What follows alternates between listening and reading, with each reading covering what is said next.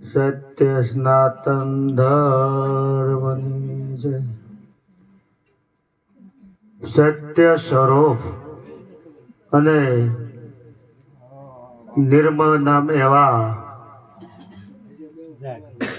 સદગુરુ પરમાત્માને મારા કોટી કોટી વંદન. અહીં બિરાજમાન સર્વે સંતોને મારા જય ગુરુ મહારાજ. આજનો અણમોલ અવસર, અમૂલ્ય અવસર વિછ્યા મુકામે વિવેકાનંદ મહારાજને ત્યાં રાખવામાં આવ્યો છે. ધન્ય છે એમના ભાવને, ધન્ય છે એમના પરિવારને.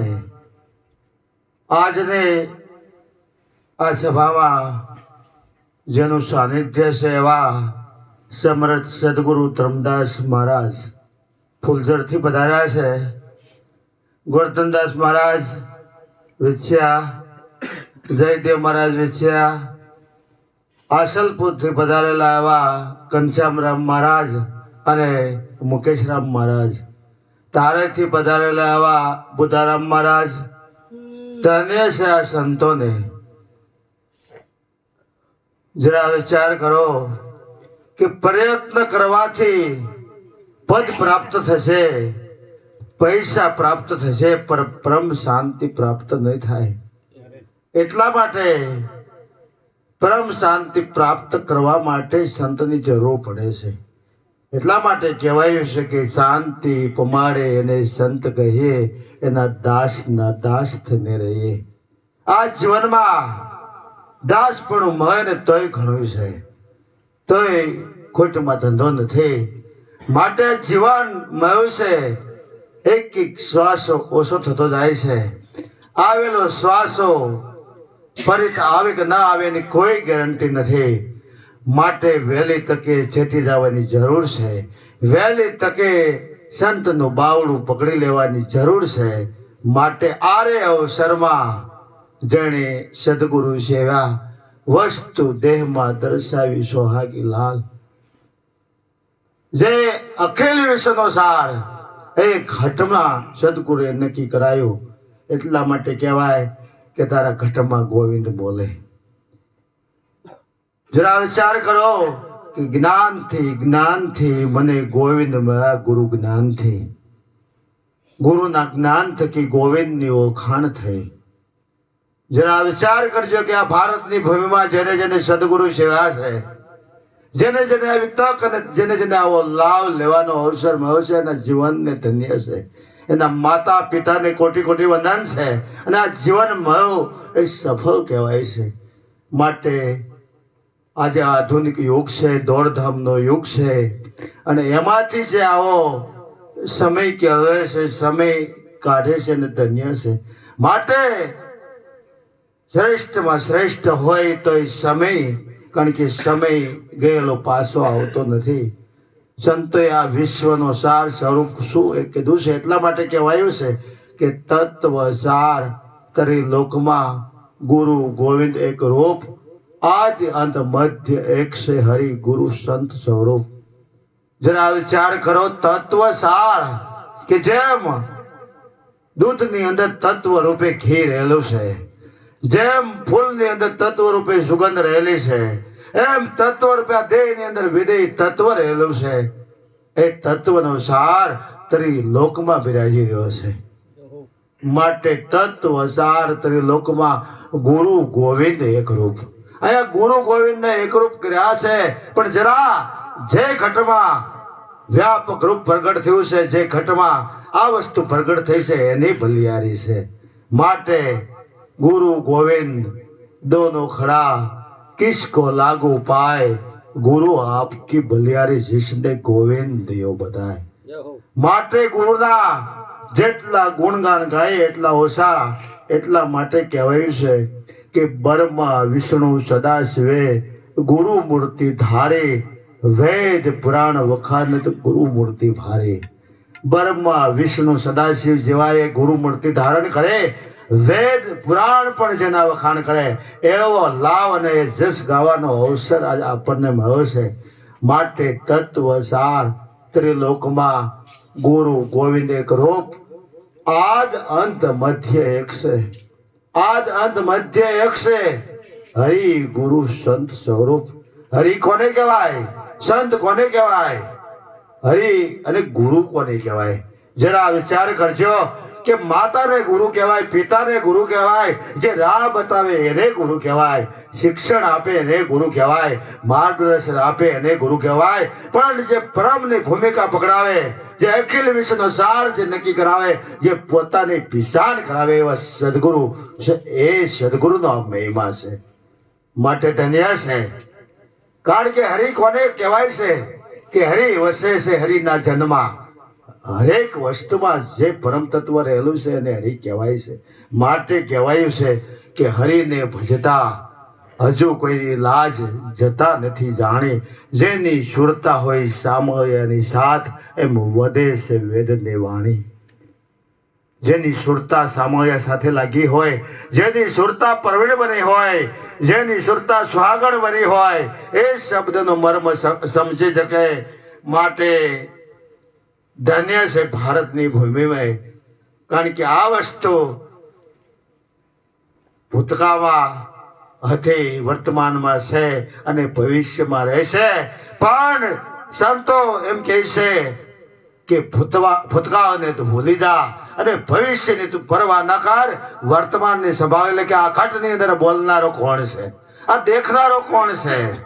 હાલ આ ઘટની અંદર આ હોમ સોમનો તાર બજાવનારો કોણ છે? એટલા માટે કહેવાય છે કે ઓમ સોમના તાર જ બાંધ્યા એનો વગાડનારો ન્યારો. આ ન્યારો પુરુષ કોણ છે? એ ન્યારો પુરુષ કેમ નક્કી થાય?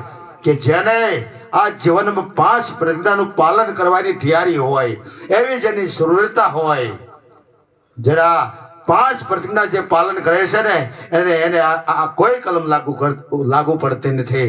માટે આ જીવનમાં સંત બનાવે તો કાંઈ નહીં, ભક્ત ન બનાવે તો કાંઈ નહીં, ભગવાન ન બનાવે તો કાંઈ નહીં. પણ આ સંતો એમ કહે છે કે માનવતા પ્રગટ થાય ને તોય ઘણું છે.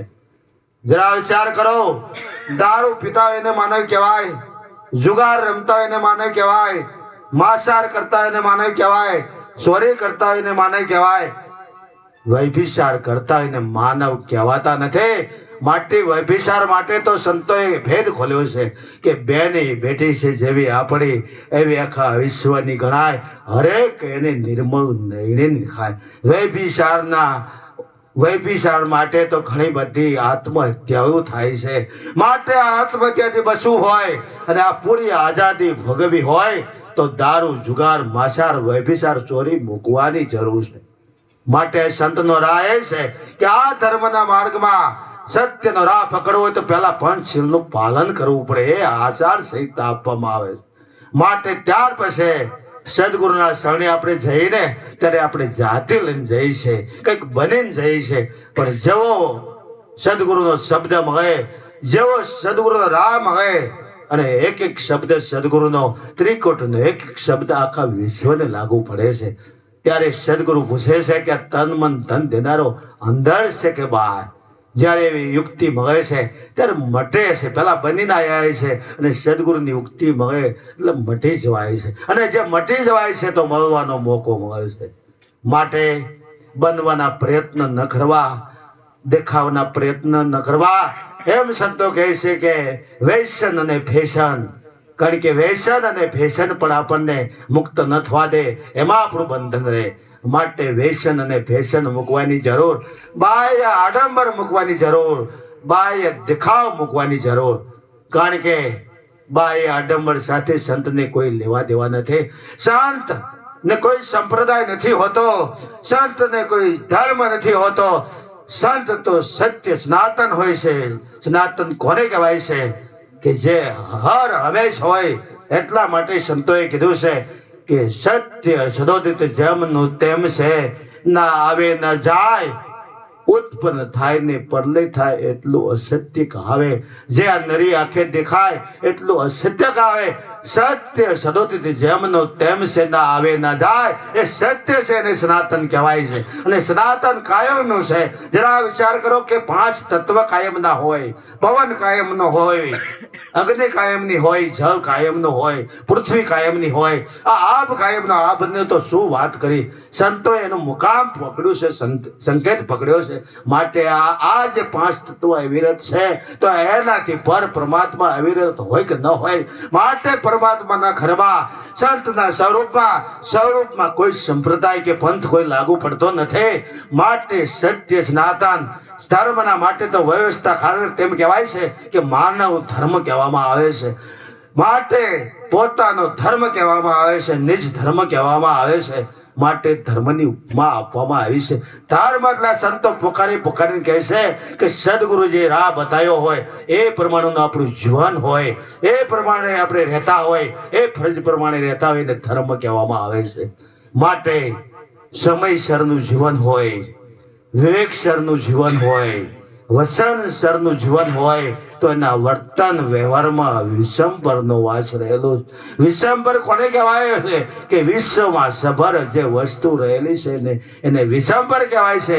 માટે નામ સમોવડ નથી જાણજો ક્યાવા સરખું કહે સ્થાવર જંગમ સબર બરાબર સદગુરુ શબ્દે લે. સ્થાવર જંગમમાં સબર વસ્તુ છે એ સદગુરુના શબ્દ વગર નક્કી ન થાય.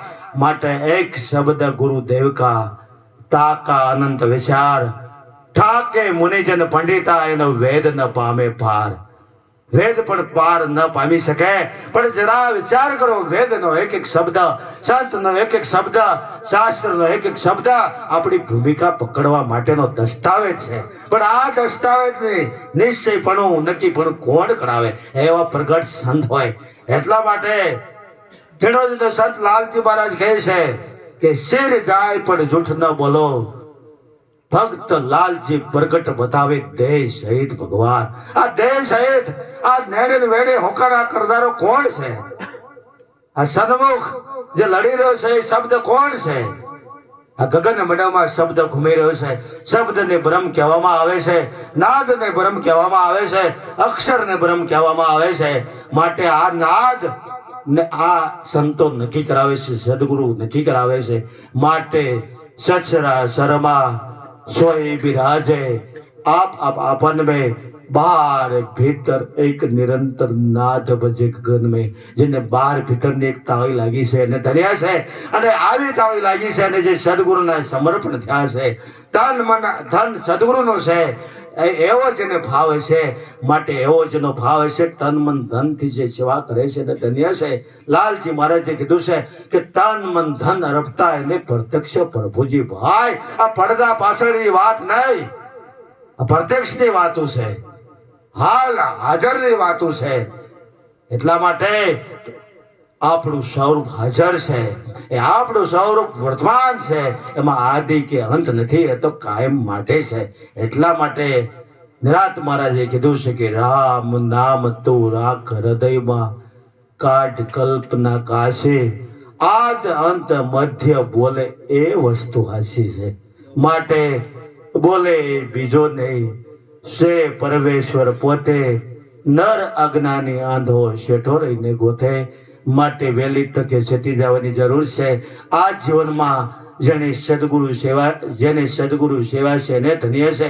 આ જીવનમાં જેને માતા પિતાની સેવા કરી છે એને પણ ધન્ય. આપણા માટે બોલતા ચાલતા ભગવાન હોય તો માતા પિતા છે. માટે કહેવાય છે કે પ્રથમ પહેલા કોને સમરીએ, કોના લઈએ નામ, માત પિતા ગુરુ આપણા પછી લઈએ અલગ પુરુષની નામ. માટે પેલા માત પિતાના આશીર્વાદ મળે, પછી ગુરુના આશીર્વાદ મળે. અને ગુરુ તો ક્રાંતિ કરે છે. ગુરુનો સંકેત એવો હોય છે, ગુરુ અહંકારમાંથી પ્રકાશ તરફ લઈ જાય, ગુરુ અસત્યમાંથી સત્ય તરફ લઈ જાય, ગુરુ મૃત્યુના ભાવમાંથી અમરત્વ તરફ લઈ જાય. અંધકાર કોને કહેવાય છે? અજ્ઞાન અંધારું છે. આ અંધારામાંથી જ્ઞાન પ્રકાશ તરફ સદગુરુ લઈ જાય છે. મૃત્યુના ભાવમાં તે આપણને અમરત્વ તરફ લઈ જાય છે. માત્ર નાશવંતનો નેડો મૂકી સંત શરણાગત રહે. દેહ કોઈના રહેવાના નથી, પણ આ દેહની અંદર જે શાશ્વત વસ્તુ છે, શાશ્વત વસ્તુને પકડવાની જરૂર છે. માટે જેને જેને સદગુરુ પર વિશ્વાસ છે, સદગુરુ પર ભરોસો છે, એને ધન્ય છે. માટે એક એક શ્વાસો ઓછો થતો જાય છે. ગઈ સંપત ફરી સાંપડે, ગયા હોય છે વહાણ. ગત અવસર આવે ને ગયા ના આવે પ્રાણ. ગયેલો અવસર અને ગયેલા પ્રાણ પાછા આવતા નથી. માટે આ અવસરને વધાવી લેવાની જરૂર છે. આ અવસરમાં સદગુરુને સેવવાની જરૂર છે. માટે મારા પ્રાણ તણા વિશ્રામ, વંકા વનમાળી અબાનસો આત્મ રામ. મારા પ્રાણ તણા વિશ્રામ, વંકા વનમાળી અબાનસો આત્મ રામ. આ આત્મ રામની વાત છે, અને એ આત્મ રામ સ્વયં પરમાત્મા છે. માટે આવું જેને લાવ લીધો છે, આજની ઘડી તે રામણી, મારો વાલો આવ્યાની વધામણી. આજે આ વાલાનું સ્વરૂપ પ્રગટ છે. તમે જરો કેવો એનો ભાવ, એટલે કહેવાય છે આજની ઘડી તે રામણી, મારો વાલો આવ્યાની વધામણી. આવી જેને વધામણી કરવાનો લાભ મળ્યો છે ને ધન્ય છે. આવો જેને લાભ લેવાનો અવસર મળ્યો છે ને ધન્ય છે. માટે જે આંગણે આવો અવસર ઉજવાઈ ગયો છે, જે આંગણે સદગુરુ સંત પધાર્યા છે ને ધન્ય છે. માટે જિજ્ઞાસા કહેવાની જરૂર છે. અને આ સંત અને સંતવાણીથી આપણા જીવનમાં વિવેક આવે છે. જ્ઞાનની અંદર વિવેક ભવશે તો એ એક વિવેક છે, વિવેક સરનું જીવન થશે.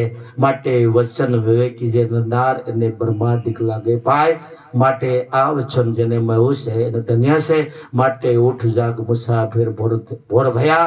આ જીવનની યાત્રા પૂરી થાય, સંધ્યાટાણું થાય એની પહેલા નિજ ઘરે પહોંચી જવાની જરૂર છે. અને સંતોનો રાહ પકડવાની જરૂર છે. માટે ઉઠો જાગો અને ધ્યેય પ્રાપ્તિ સુધી મળ્યા રહો. ઉઠો જાગો અને ધ્યેય પ્રાપ્તિ સુધી મળ્યા રહો. બોલો સદગુરુ મહારાજની જય.